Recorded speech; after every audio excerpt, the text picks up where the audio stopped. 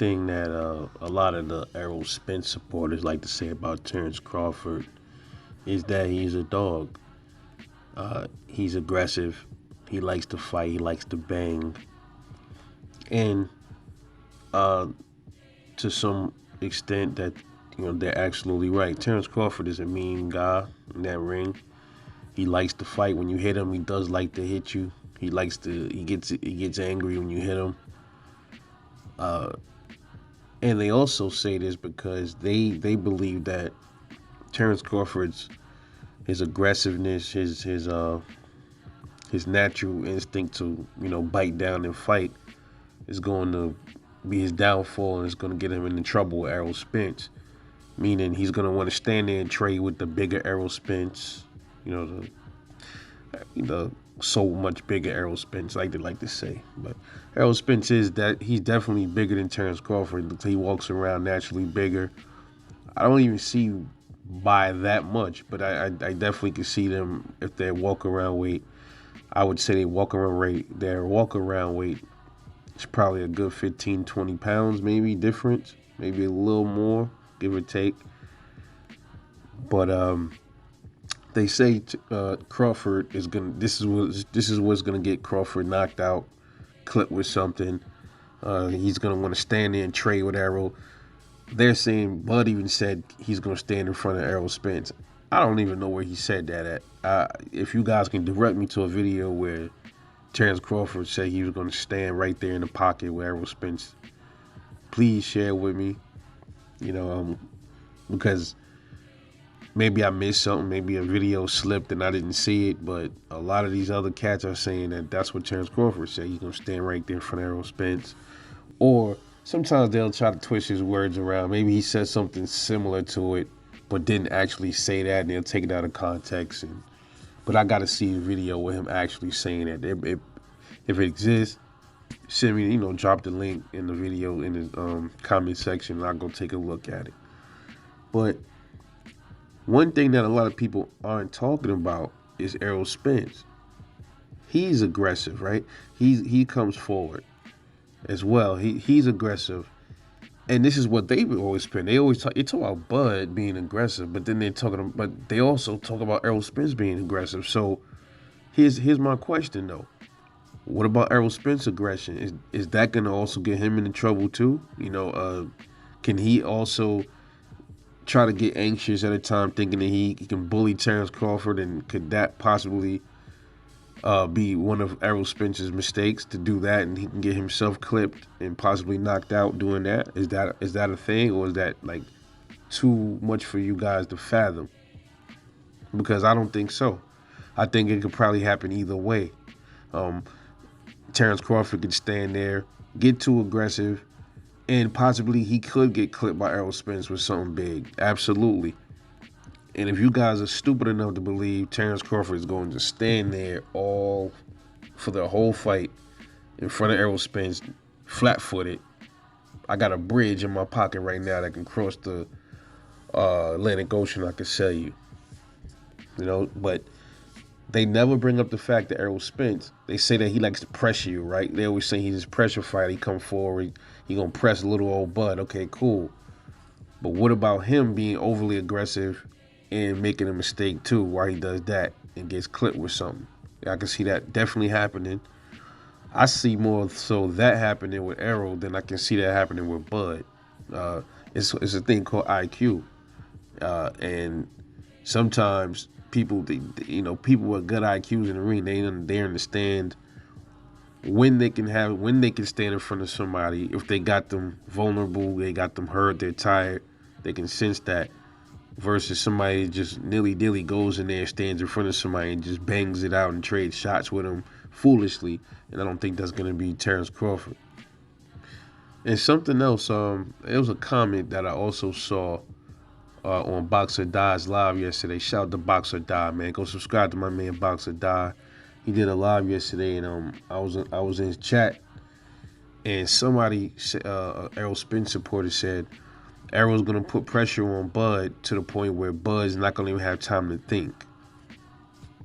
Right there, that's the stupidest thing I ever heard. Because number one, Bud is already thinking outside the ring what he's gonna do in the ring. So he already is so to speak, pre-thinking what's gonna happen, what he's gonna do in that fight before it happens. Yeah, they don't have the brain capacity to really think like that. And also, let's just say Terence Crawford got in the ring, and let's just say he didn't, he wasn't already knowing what he was gonna do or think about doing before he stepped in the ring. Because there's always things that you're gonna have to figure out when you're in that ring. Okay, so you can prepare, but sometimes you can't prepare for everything. You can try, but what if somebody else, your opponent, has a trick you never saw? That could possibly be the thing with Errol Spence. Like a different contingency plan against Terence Crawford. I don't think that's the case, but we'll have to find out. But suppose, like he said, Errol went there and he pressed Bud to the point where he didn't give Bud time to think. Pretty much, that's what he said. He's not gonna give Terence Crawford time to think. Well, the way I interpret that is this: if you're not giving somebody time to think, that means your game plan is just to go in there not thinking yourself when you think about that. So if he's not giving Crawford time to think, that means he's smothering Crawford, or he's trying to rush in there and smother his work, or he's trying to go in there and just impose his will on Terence Crawford without thinking himself, hey, I got to slow down a little bit. If I go in here and try to press this guy the wrong way, I can get sniped with something. I can get sniped with one of those punches that he hit Kell Brook with, or something like that, and that can possibly be the end of this fight, or it could be the beginning of the end. So when they say stuff like that, they don't really fucking hear themselves when they be talking, bro. It's like I said, it's emotion. They don't know how to think logic. They got emotion over logic, and that's pretty much what I got from that comment. Errol's gonna press Bud to the point where he's not gonna be able to think in the ring. All right, so that means he's gonna press Bud, and he's gonna fucking slip up and get caught with something just by putting the pressure on him, by not leaving room for him to think. That means he's putting the pressure on him. Say, hey, come on, hey, really, man, you gotta, these dudes, man, they're so high on Errol, man, they don't even, they can't even process the shit that they be saying correctly, bro. It's crazy. But that's just my take on the whole thing about Terence Crawford being overly aggressive, and is it going to get him in trouble? I don't believe that's going to happen in this fight. You're definitely going to see a time in that fight where Terence Crawford is going to have to do that. He's going to have to buckle down and plant his feet. He's going to do that anyway. He knows when to do it and when not to do it. He shows that in every fight. So why would it be any different against Errol Spence? He's done that against lesser opponents, knowing when to plant his feet and when, So that's the thing that I don't understand these people, man. Like, they act like he's some novice boxer or something like that. Bro, he knew where to plant his feet and when to move and when not to move against lesser opposition.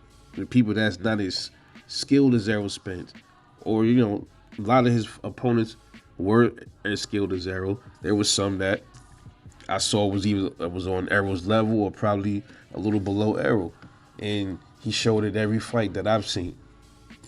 All right, so to sum it up one more time for people that missed it, if the whole thing is one of the main talking points that I seen yesterday was Terence Crawford will get pressed by Errol, and Errol will not give Terence Crawford time to think.